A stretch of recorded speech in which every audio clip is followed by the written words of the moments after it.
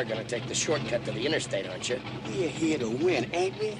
If you gonna be a bear, be a grizzly!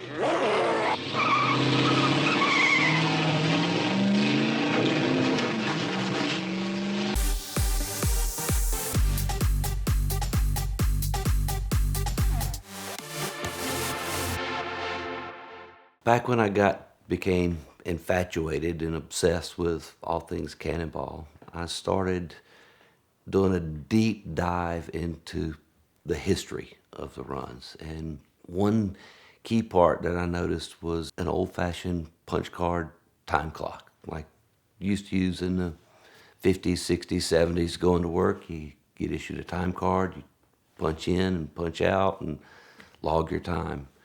Well, that clock was a key part of the early runs in the 70s.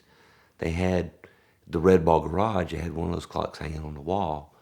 It was used to track the time cars were in the garage and out, charged by the hour, keep up with it. Well, they used that clock on the runs. Brock issued the drivers a time card. When they leave, and you've heard the stories, they would sit out front and watch the street lights.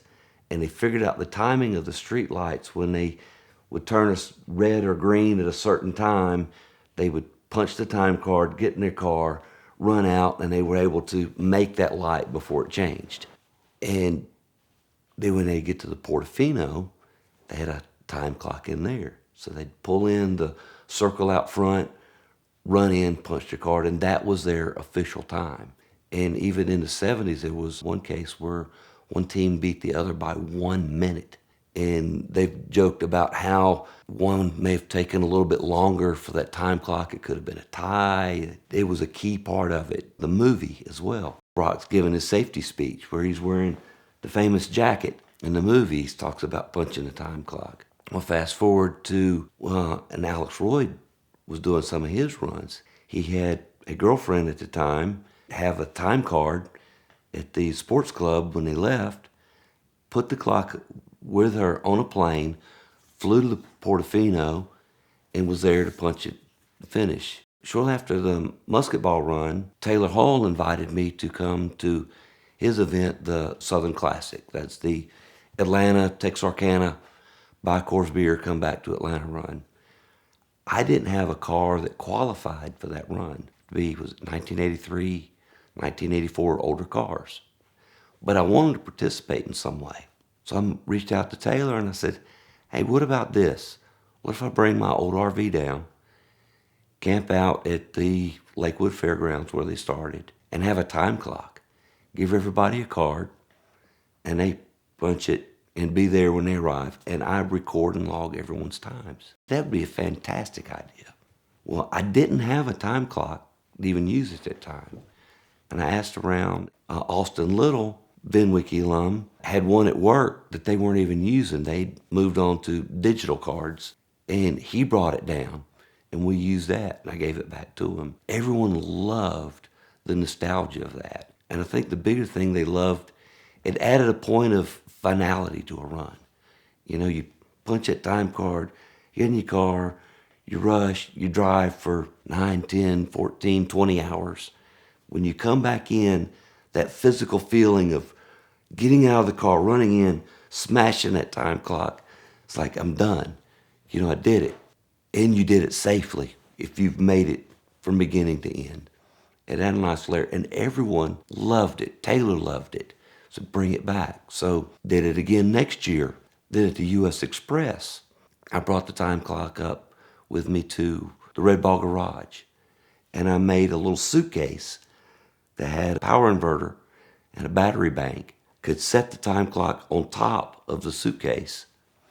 And when everyone come in and start, punch their time, when the last car leaves, I pack it up in the suitcase, went to JFK Airport, flew with it to LA, which was interesting getting it through TSA security.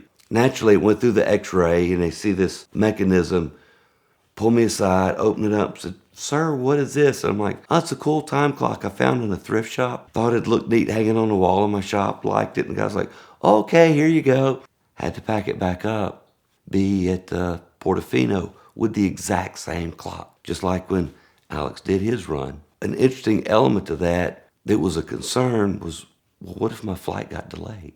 And a car beat me there. Well, I actually bought a second time clock. And my wife and her sister drove across the country doing a road trip. Her sister had never been to the Grand Canyon, the Rocky Mountains. They left a couple weeks before, and I packed that backup time clock in their car. So they got to Portofino on the Friday night when everyone else was leaving the Red Ball. So they had a spare just in case, FAA delay, shutdown, weather, whatever. It was actually 2 time clocks. Well, fortunately, we didn't need it and set up, and it was just a wonderful thing to use. While I was on the plane flying with it, it wasn't powered. Didn't keep the clock running for the flight. The battery system that I used would only run the clock for about 8 hours before it completely died.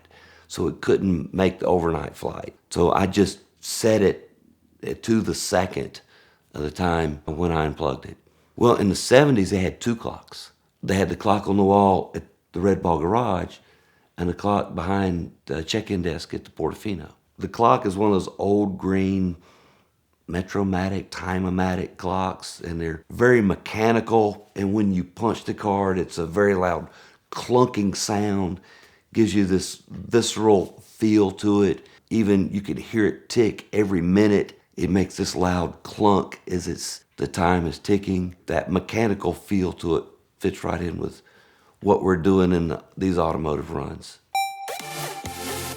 Successful car purchasing is all about knowing your buying power and being able to move quickly, and the best way to do that is getting pre-qualified with Premier Financial Services. Call one of these numbers, speak to one of their representatives, fill out their application, and then you'll know exactly how much car you can buy. You'll approach a seller, tell them you're already qualified, you've got your simple lease set up from Premier Financial, and you'll be able to close very, very quickly. That's why Premier is one of the most powerful partners in the world of exotic car financing, and that's why I turn to them every time I go out and try to buy something crazy.